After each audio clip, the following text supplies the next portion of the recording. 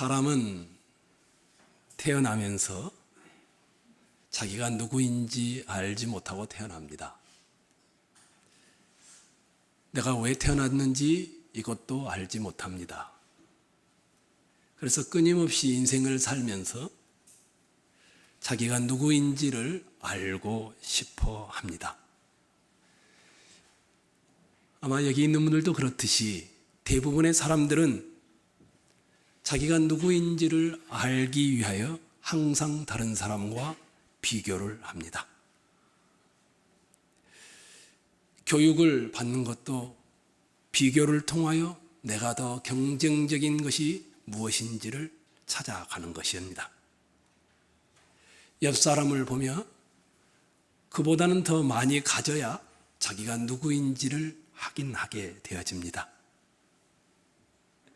돈 많고 똑똑한 사람을 보면 그냥 뽐내는 것이 아니라 최소한 그 사람보다 더 낫다는 것이 있어야 자기가 누구인지를 확인합니다. 어제 오이상 목사님의 친구분이신데 병원에서 있는 동안에 계셔서 친구가 된 한 분이 저희 교회 사무실을 방문했습니다. 잠시가 아니라 꽤 긴 시간을 식사까지 하면서 그분과 함께 이야기를 나누었죠. 파란만장한 인생사에 대해서 들었습니다. 그분은 교회를 또는 신앙생활을 하지 않고 그 가정은 독실한 불교 신자의 가정입니다. 이 암이라는 직장암 말기인데 이 암이 이미 임파선을 넘어선 상태라고 합니다. 병을 얻기 전까지 굉장히 큰 사업을 해서 1997년도에 대학로에 아파트가 많이 있을 정도의 그런 사업을 하다 망하기 전까지 부잣집 따님과 결혼하여 살다가 이혼하기 전까지 자기보다 더 심한 암 환자들을 만나기 전까지 이분이 이렇게 말했습니다.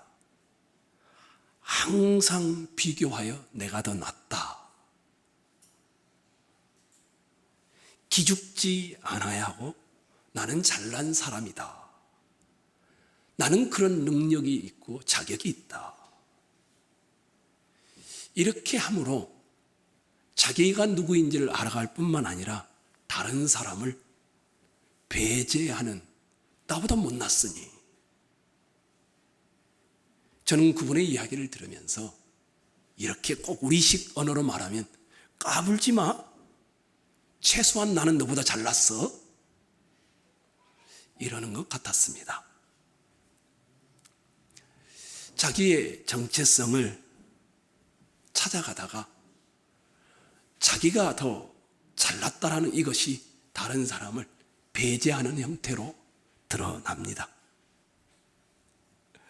스캇 맥나이트라는 사람이 배제의 시대의 포영이라는 이 책에서 이런 말을 합니다. 배제란 교만의 또 다른 이름이다. 자기에게 집중하고 몰두하면 다른 사람이 자기보다 비교하여 배제를 시키기 시작한다.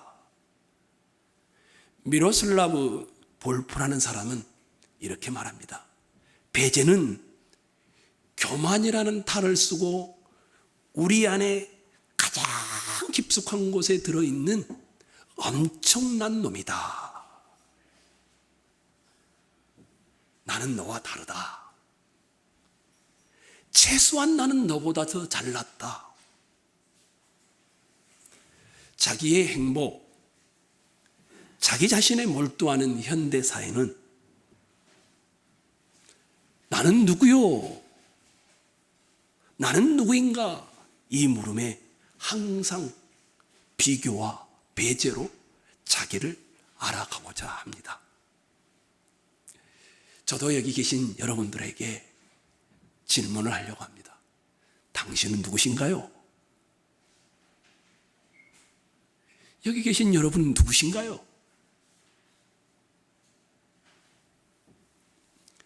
세례 요한이라는 사람이 오늘 본문에 보면 요단강이라는 강이 있는데 그 강인 베단이라는 곳에서 세례를 베풀고 있었습니다. 얼마나 인기가 많았는지 도시라고 일컬어지는 예루살렘에서도 많은 사람들이 그에게로 나와 세례를 받는 그런 시기였습니다. 세례 요한이 요단강 건너편 베다니에서 물 세례를 주고 있는 것이었습니다. 이 모습이 너무나도 특이했습니다. 그래서 25절 끝을 보면 아니 왜 세례를 베푸요?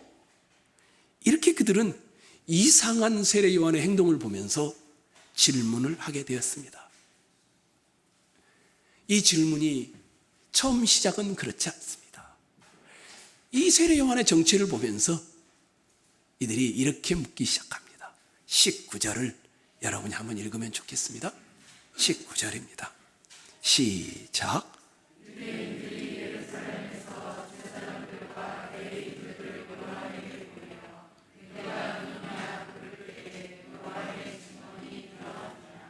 당신은 누구요?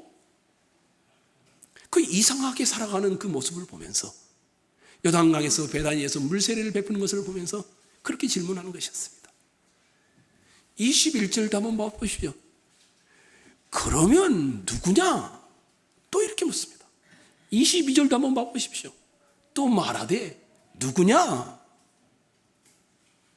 이렇게 물어오는 당신은 누구요? 이 질문 앞에 세례 요한은 자신이 누구인지를 드러내는 것이 오늘 본문의 내용입니다. 먼저 여러분과 잠시 보고자 하는 것이 있습니다. 세례 요한에게 나와서 질문하는 사람들이 누구인가 하는 겁니다. 19절을 눈으로 한번 보십시오. 유대인들이 예루살렘에서 제사장들과 레위인들을 요한에게 보내요. 누가 내려왔는가 하면 대리자들이 내려왔습니다. 예루살렘이라는 큰 도시에서, 중심의 도시에서 제사장들과 레위인들이 세례 요한에게 온 것이었습니다. 예루살렘에 있는 사람들은 새로운 인물이 떠올랐을 때 세례 요한을 보면서 저 사람이 도대체 누굴까? 왜 저런 일을 하고 있지? 이게 궁금한 것이었습니다. 그래서 당신은 누구요? 이렇게 물은 겁니다. 이렇게 질문하고 있는 이 예루살렘에서 온 사람들은 예루살렘에 있는 누군가의 대리자들입니다. 22절을 눈으로 한번 보십시오. 또 말하되 누구냐? 그 다음에 뭐라고 합니까? 우리를 보낸 이들에게 대답하게 하라. 자기의 뒤에 누군가가 있다라는 것이죠. 그 사람들에게 대답해야 된다. 24절도 보십시오. 그들은 누가 보낸 자라고 합니까? 바리새인들이 보낸 자라. 정체를 드러내지요. 세례 요한의 정체를 알고 싶어하는 사람들이 예루살렘의 중심, 이스라엘의 중심 도시인 예루살렘에서 내려왔는데 그들 뒤에는 배후 세력이 있습니다. 세례 요한에게 나온 사람들에게는 대단한 세력가들이 뒷배경을 하고 있지요. 바리새인들입니다. 더 정확하게 표현하자면 유대 땅을 장악하며 종교적 사회적 권세를 누리며 존경받는 지도자들이 그 배후에 있는 것이었습니다. 세례 요한에게 나온 사람들은 자신의 배후에 있는 사람들을 의식하고 있습니다. 당신은 누구요? 이렇게 묻는데 자기가 누구인지를 밝히지 않습니다. 자신의 배후 세력을 의식하고 있죠. 자기 자신의 정체가 누구인지 뒤에 살짝 말을 하죠. 세력가들에 대한 의식이 존재하는 것이었습니다. 제가 이렇게 말하면 심한 말일지 모르겠지만 세례 요한에게 나와 당신은 누구요? 무언데 이렇게 까불고 계시오? 이렇게 묻고 있는 존재들은 자기의 정체성을 항상 다른 사람과 연결시켜서 생각을 하고 있는 겁니다. 당신은 누구요? 이것을 한 번 묻는 게 아닙니다. 세 차례나 당신은 누구요? 도대체 당신은 누구요? 무언데 이렇게 하고 있어? 우리도 그런 경우가 참 많죠. 나 이런 사람이야. 이렇게 말할 때 보면 나 이런 학교 나왔어. 내 뒤에는 말이야 힘 있는 사람이 있어. 똑똑한 사람이 있어. 아름다운 사람이 있어. 유명한 사람이 있어. 심지어 교회를 다닌 사람은 나 이런 교회 다니고 있어. 뒷배경을 이야기하죠. 세례 요한에게 나왔던 사람들도 그런 뒷배경을 가지고 물어보는 것이었습니다. 자신이 누구인지 전혀 밝히지 않습니다. 자신의 정체는 나중에 살짝 우리를 보낸 자들은 바리새인들이라 이렇게 언급하고 지나가 버립니다. 상대방의 정체에 대해서는 굉장히 많은 관심을 가지고 있지만 자기가 누구인지에 대해서는 관심을 두지 않습니다. 자기가 누구인지를 모른 채 다른 사람에게 관심이 많이 갖는 이유는 뭡니까? 비교하겠다라는 겁니다. 그리고 비판하겠다라는 겁니다. 그리고 배제하겠다라는 겁니다. 왜 이들은 자기 자신이 누구인지에 대해서 먼저 묻지 않을까요? 당신은 누구요? 세 번의 질문을 통하여 보면 세례 요한을 칭찬하기 위한 비판이 아닙니다. 물음이 아닙니다. 세례 요한을 비판하기 위한 물음입니다. 나와는 뒷배경에 있는 사람이다. 너와는 같지 않다라는 것이죠.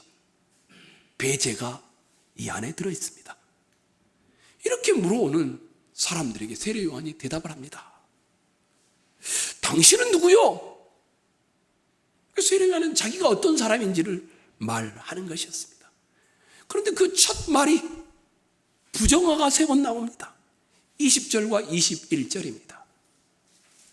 읽을까요? 읽도록 하겠습니다. 시작.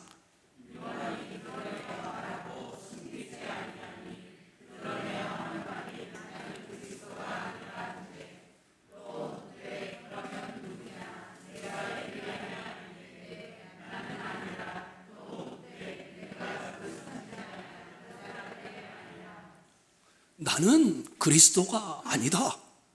두 번째 또 물으니까 나는 아니다. 세 번째 또 물으니까 아니다. 아닌 것을 아니라고 말해야 옳지요. 자기가 그런 신분을 가지고 있지 않은데 가지고 있는 것처럼 주장하면 잘못이죠. 아닌 신분을 아니라고 말해야 당연히 옳은 것 아니겠습니까? 세례 요한은 나는 아니다. 나는 아니다. 나는 아니다. 이렇게 말하는데 단어 수가 점점 짧아집니다. 이거는 요한복음을 쓰고 있는 사도 요한의 의도가 있습니다. 나는 처음에는 그리스도가 아니다 한 문장이었습니다. 두 번째는 나는 아니다 목적어를 빼버렸습니다. 세 번째는 아예 나는 아니다. 여기에서 그냥 아니다 부정어 하나만 딱 들어있습니다. 왜 이렇게 짧아질까? 고민해보면 대답할 필요가 없는 질문을 하고 있다는 겁니다. 나는 그리스도도 아니에요. 엘리야도 아니에요. 그 선지자도 아닌데 왜 나보고 당신은 누구요? 이렇게 묻고 있느냐는 것입니다. 단순히 그런데 자기가 짧아지는 것을 통하여 아니다라는 것을 강조할 뿐만 아니라 실제로 이렇게 말하고 그리스도와 비교하면 나는 아닙니다. 엘리야와 비교해봐도 나는 아닙니다. 그 선지자 신명기에 나오는 그 선지자와 비교해도 나는 아닙니다. 점차 자기가 아니다라는 걸 줄여넣는데 뭐라고 하냐면 나는 아무것도 아닙니다. 이렇게 말하는 겁니다. 나는 영과 같은 존재입니다. 자기는 아무것도 아니라는 자기 부인이 자기가 누구인지를 물어오는 사람들에게 하는 대답입니다. 교만의 배제가 아닌 자기 부정의 자기 배제가 들어 있습니다. 옛날이나 지금이나 사람들은 다 자기를 드러내고 싶어 합니다. 현대문화는 더더욱이 자기 드러내기를 좋아합니다. 아무것도 아니면서 그럴 만한 신분을 가지고 있지 않으면서 사실 겉과 속이 너무 다르면서도 그 사람인 것처럼 보이려고 하는 사람들이 실제로 참 많습니다. 이것을 허세라고 하죠. 심지어 현대사회는 허세를 능력이라고까지 평가합니다. 그런데 세례 요한은 수많은 사람들이 자기에게 와 세례를 받습니다. 이상하다, 독특하다 이런 말을 하고 있습니다. 그런데 당신은 누구요? 이렇게 물어오는데 자기는 그리스도가 아니라 엘리야냐고 물었을 때는 나는 아니다. 그 선지자냐고 물었을 때에도 자신은 아무것도 아닌 가치가 없는 존재라고 말을 합니다. 이게 주님이 우리에게 똑같이 명령하셨던 말씀이죠. 무리와 제자들을 불러 이르되 누구든지 나를 따라오려거든 자기를 부인하고 자기 십자가를 지고 나를 따를 것이니라. 마가복음 8장 34절에 나오는 말씀입니다.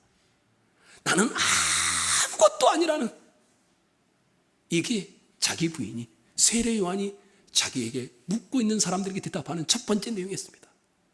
세례 요한은 나는 아무것도 아닙니다. 이렇게 대답할 뿐만 아니라 세례 요한은 이제 자기를 긍정하기 시작합니다. 나는 아무것도 아니지만 이런 존재입니다. 이렇게 말하는 겁니다. 23절을 보십시오. 읽도록 하겠습니다. 시작.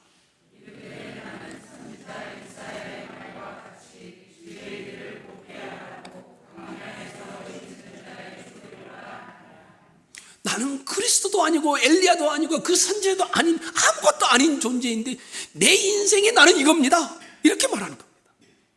광야에서 외치는 자의 소리입니다. 자신을 소리라고 소개합니다. 소리는 뭡니까? 자기를 표현해내는 겁니다. 세례 요한은 사방으로 울려 퍼지는 소리가 자기라고 말합니다. 소리라는 건 뭡니까? 자기 속에 있는 것들을 표현하는 것이지 않습니까? 만약에 속에 아무것도 들어있지 않으면 소리를 내지 못합니다. 자기 속에 건강이 들어있는 사람은 건강을 말할 겁니다. 학력이 들어있는 사람은 학력을 말할 겁니다. 돈이 관심사인 사람은 돈을 말할 겁니다. 평안이 관심사인 사람은 행복을 말할 겁니다. 우리도 이렇게 물어볼 수 있겠죠. 당신은 어떤 소리를 내고 살아가시나요? 소음, 잡음, 시끄러운 소리? 또 이렇게 물어볼 수도 있겠죠. 세상을 향한 어떤 소리를 지금까지 내오셨나요? 세례 요한은 자기 소리가 어떤 소리였는지 그 소리의 출처를 첨부합니다. 23절을 눈으로 보십시오. 이르되 나는 그 다음에 뭐라고 했습니까? 선지자 이사야의 말과 같이. 세례 요한은 하나님이 보낸 사람이었습니다. 너무 많은 사람들이 자기를 따랐습니다. 그래서 세례 요한은 다 무시하고 그냥 자기 생각나는 대로 그냥 말하고 살아가는 그런 존재가 아니었습니다. 내가 새로운 리더이니까 나를 따르라. 내가 결정하겠다. 무조건 복종해라. 이런 교주도 아니었습니다. 구약 성경에 선지자의 말을 인용합니다. 그 말은 뭡니까? 세례 요한은 자기 속에 있는 것을 바꿔내는 소리였는데 자기 속에 뭐가 있느냐? 말씀이 있었더라는 겁니다. 세례 요한이 외치는 자의 소리가 될 수 있었던 것은 그가 성경을 알았기 때문입니다. 하나님의 말씀으로 충만해 있는 사람은 결국은 하나님의 말씀의 소리를 표현하는 것입니다. 돈에 충만해 있는 사람은 돈을 표현하겠죠. 직장에 충만해 있는 사람, 사업에 충만해 있는 사람, 건강에 충만해 있는 사람은 그것들을 말하겠죠. 30대 초반에 세상을 떠나는 세례 요한은 자기의 가장 충만한 것이 선지자 이사야의 글과 같이 하나님의 말씀의 소리로 표현합니다. 그냥 소리가 아닙니다. 그런데 광야에서 무슨 소리라고 합니까? 외치는 자의 소리라고 자기를 묘사합니다. 외침은 대화가 아니죠. 외침은 논쟁도 아니죠. 변론도 아니죠. 외침은 고함이죠. 여기 보시오! 이런 고함입니다. 이것은 시간적인 여유가 없을 때 나오는 소리이죠. 종말론의 상황에서 나오는 내용이죠. 긴급함에서 일어나는 것이죠. 세례 요한의 소리는 주님이 곧 오시니 이 주님의 오심을 앞에 두고 말하는 외치는 자의 소리였습니다. 외치는 소리는 누가 할 수 있는 겁니까? 주님이 오실 것을 관심이 없는 사람은 절대 외치지 않습니다. 그냥 생각하고 안일하게 오늘의 행복과 내일의 행복을 위해 살아갈 뿐이지요. 오늘 오실지 모른다. 내일 오실지 모른다. 이것을 인식하는 사람만이 논쟁하는 것이 아니라 외치는 자가 되겠죠. 세례 요한은 소리이되 외치는 자의 소리였습니다. 그뿐이 아니었습니다. 세례 요한은 어디에서 외칩니까? 광야에서 외칩니다. 세례 요한은 소리이고 외치는 자의 소리인데 그 장소가 도시가 아닌 광야입니다. 도시 밖에서 세례 요한은 살았고 활동했습니다. 광야는 비가 내리지 않고 돌 조각이 가득 차 있으며 전갈과 뱀이 가장 많이 사는 곳입니다. 도시 밖에서 도시인 예루살렘을 향하여 외치는 외침이었습니다. 도시 밖에서 도시를 향한 외치는 사람이었습니다. 근데 사람이 도시 안에 있는데 나오지 않고는 견딜 수가 없을 정도의 외침이었습니다. 소리가 컸기 때문이 아닙니다. 메시지가 있었기 때문이었습니다. 소리 안에 의미가 있었기 때문이었습니다. 말씀이 살아 있었기 때문이었습니다. 이 소리를 듣는 사람들이 나오지 않고는 견딜 수가 없는 메시지였습니다.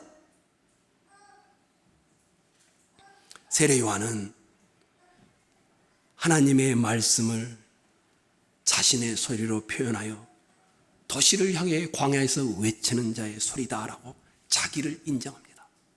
당신은 누구요? 이렇게 물어보니까 나는 아닙니다. 자기 부인이 이루어지더니 나는 단지 소리일 뿐입니다. 외치는 자의 소리일 뿐입니다. 광야에서 외치는 자의 소리일 뿐입니다. 내 목소리가 아닌 하나님의 말씀을 소리내는 사람일 뿐입니다. 세례 요한이 왜 자기가 이렇게 외치는 자로 사는지를 설명합니다. 다시 23절을 보십시오. 이르되 나는 선지자 이사야의 말과 같이, 그 다음에 뭐라고 되어 있습니까? 주의 길을 곱게 하라고. 자기가 왜 그렇게 인생을 사는지 주님의 길을 만들기 위해서라고 합니다. 주님이 오시면 다스리며 왕으로 등장할 것인데 그것을 준비하는 자로서 세례 요한의 인생이라는 겁니다. 당신은 누구요? 이렇게 물었더니 자기는 광야에서 외치는 자의 소리라고 표현하는데, 왜냐하면 주님이 오실 것인데 나는 그것을 준비하는 자로 인생을 산다라는 것입니다. 자기에게 집중하는 사람, 자기 중심성이 강해 타인을 배제하는 사람이 참 많지 않습니까? 세례 요한은 한 번도 자기를 독립적인 존재로 생각하지 않습니다. 세례 요한은 자신의 존재를 이해할 때 늘 주의 길을 외치는 자로, 주의 길을 주님과 관계해서 이해합니다.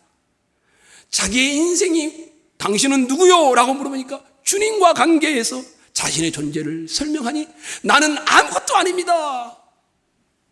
나는 영과 같은 존재입니다. 뿐만 아니라 단지 광야에 외치는 자의 소리이고 그렇게 살아가는 이유는 주님의 길을 곱게 하기 위해서입니다.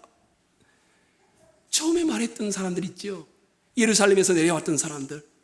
이 사람들은 늘 자기를 어떻게 인식하냐면 우리 뒤에는 예루살렘에 기득권자들이 있어. 힘 있는 사람이 있어. 나는 그들의 심부름을 해야 돼. 뒷배경을 사람과 연계시켜서 이야기하는 사람들이었습니다. 세례 요한이 바리새인들이 보낸 사람들 앞에서 엄청난 세력을 가진 사람들 앞에서 담대하게 자신의 신분을 부정하고 자신의 신분을 긍정할 수 있었던 것은 오직 하나였습니다. 자기가 누구인가? 주님과 늘 관계해서 자기를 보았기 때문이었습니다. 헤롯이라는 그 당시에 왕이 다스리고 있을 때 헤롯이 자기 동생의 아내를 취하는 것을 보면서 눈 하나 깜짝하지 않고 그것은 불의입니다. 지적하고 비판하여 감옥에 갇힐 수 있었던 이유도 늘 자기를 사람과의 관계가 아닌 주님과의 관계에서 자기를 보았기 때문이었습니다. 요단강 건너편에서 베스다니에서 세례를 베풀고 사람들이 어마어마하게 찾아옵니다. 군인들도 오고 세금을 걷는 사람들도 오고 리더들도 오고 여러 군중들이 다 왔습니다. 뒷병이 든든한 무리들이 와서 질문을 합니다. 당신은 누구요?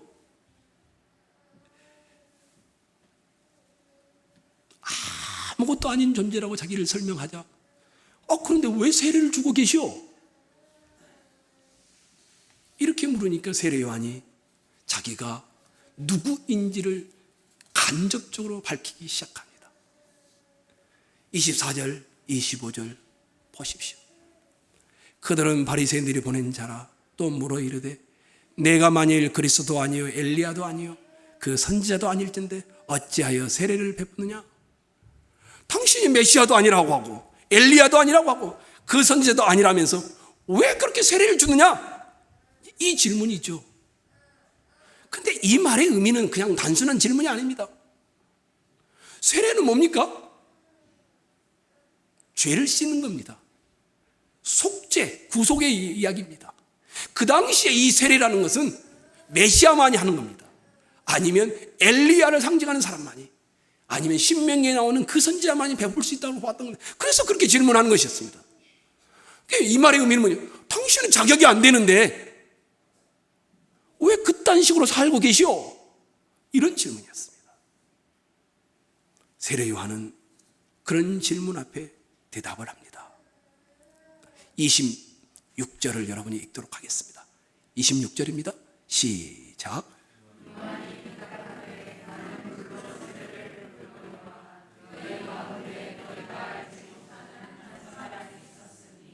네, 거기까지입니다. 이것을 마태복음 3장 11절에서는 이렇게 말합니다. 나는 너희로 회개하기 위하여 물로 세례를 베풀거냐? 내 뒤에 오시는 이는 나보다 능력이 많으시니 나는 그의 신을 들기도 감당치 못하겠노라. 그는 성령과 불로 너에게 세례를 베푸실 것이요. 자기 인생은 뭐냐면 내가 왜 이렇게 사냐면 상징에 불과하다는 겁니다. 물을 뿌리거나 물속에 들어갔다 나온다고 해서 실제로 죄가 없어지지 않습니다. 죄란 물로 씻어버릴 수 있는 것이 아니라 영적인 것이죠. 성령의 불로 태워야 하는 것이었습니다. 세례 요한은 지금 자기가 왜 세례를 주냐 이 말에 나는 불세례를 줄 사람을 준비하는 상징하는 사람입니다. 이런 말을 하는 것이었습니다. 바리새인 여러분, 내가 물세례를 준다고 해서 너무 그렇게 흥분하지 마십시오. 잠시 후면 메시아가 와서 정말로 죄가 없어지는 성령 세례를 주실 겁니다. 내가 물로 세례를 주는 까닭은 참 세례를 주는 메시아를 보여주기 위해서입니다. 세례 요한은 자기 자신을 뒤에 오시는 분을 보여주는 자라고 자기를 말을 하는 것이었습니다. 이뿐이 아니었습니다. 27절 한번 봐보십시오.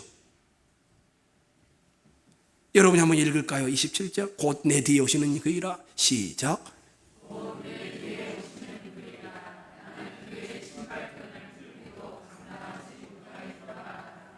내가 물로 세를 주고 많은 사람이 나에게 온다고 해서 위대하게 생각하지 마십시오.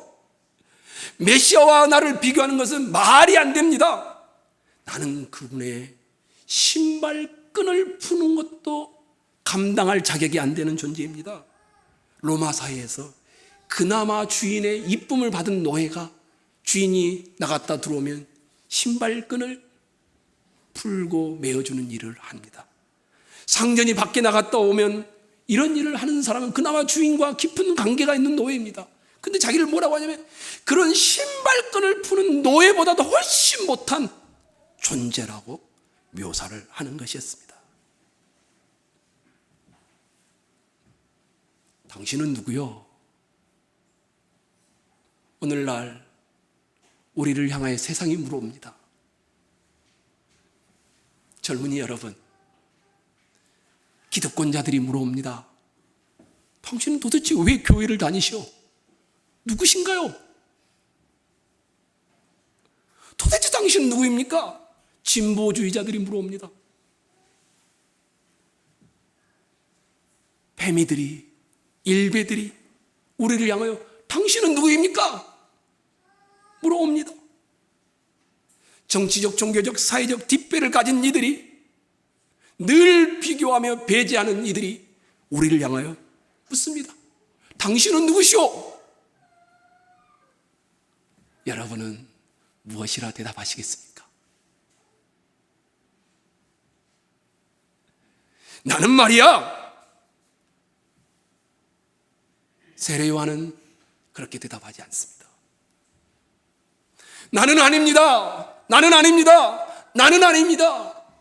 자기를 부인하는 대답이 먼저입니다. 그리고 자기를 긍정합니다.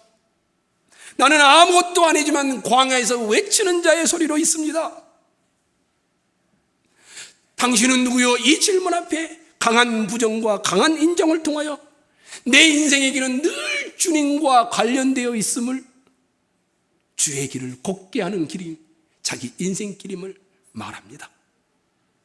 더 나아가 당신은 누구요? 이렇게 물어온 자들 앞에 나는 주님을 보여주는 상징에 불과합니다. 이렇게 말하는 것이었습니다.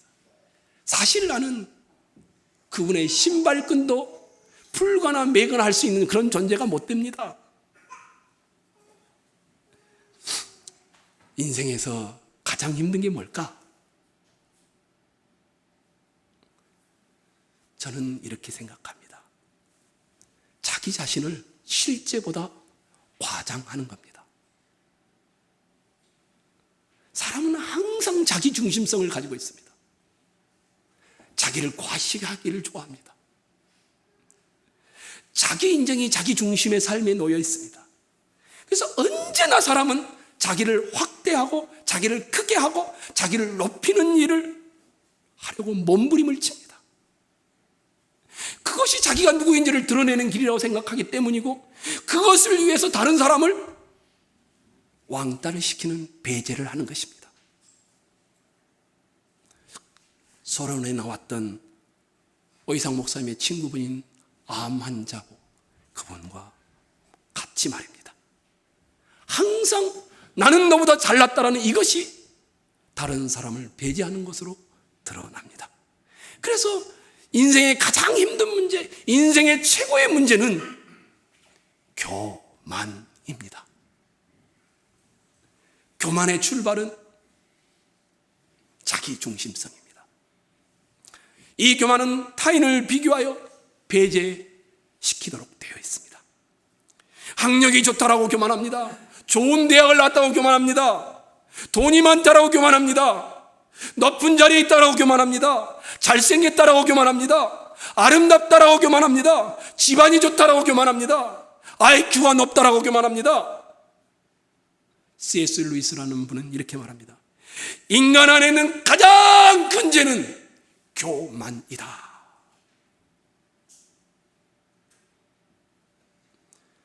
그러면서 이분이 이렇게 말을 덧붙였습니다. 사람이 자기를 겁쟁이라고 말하거나 성질이 고약하다고 말하는 사람이 있는데 그것은 자기가 교만하다는 것을 살짝 덮어서 이야기하는 것이다.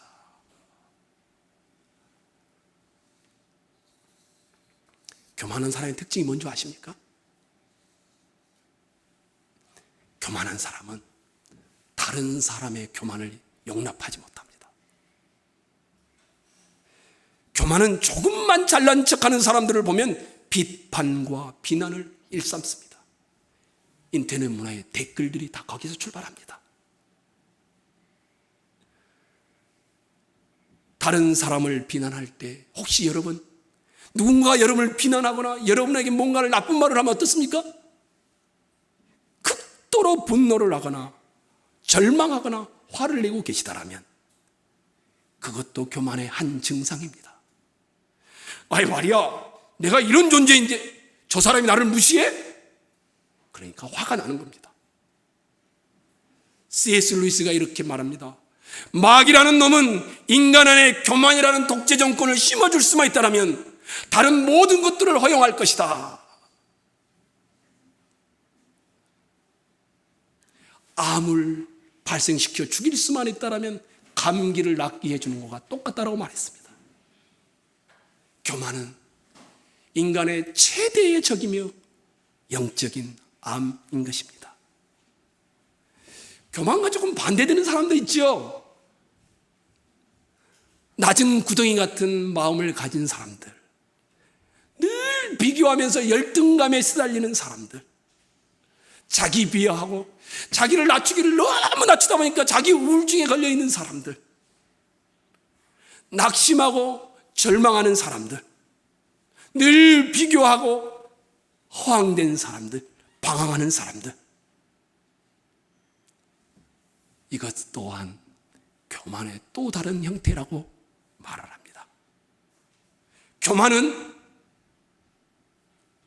복음과는 정반대의 길입니다. 복음이 주는 참된 자유의 핵심은 뭘까? 자기 만강입니다.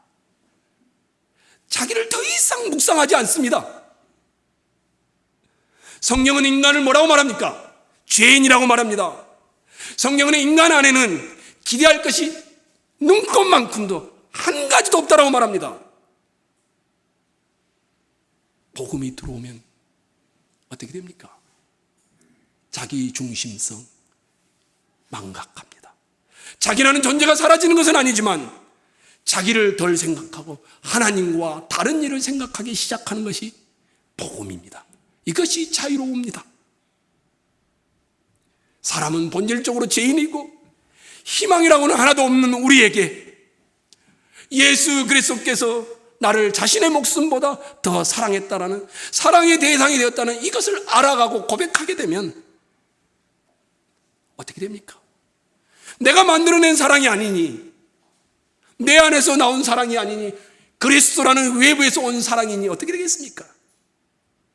그리스도의 사랑을 받고 온 우주의 창조자이신 하나님이 만세 전부터 나를 사랑하셔서 십자가에 자기 아들을 죽이기까지 나를 사랑하셨다는 이 사랑을 안다라면 다른 사람의 사랑을 더 이상 필요로 하지 않습니다.